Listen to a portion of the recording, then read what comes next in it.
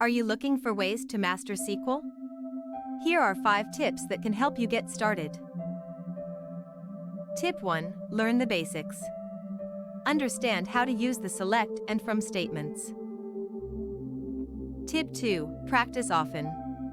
Get familiar with how to use various commands and become comfortable with the syntax. Tip 3. Get familiar with the data types.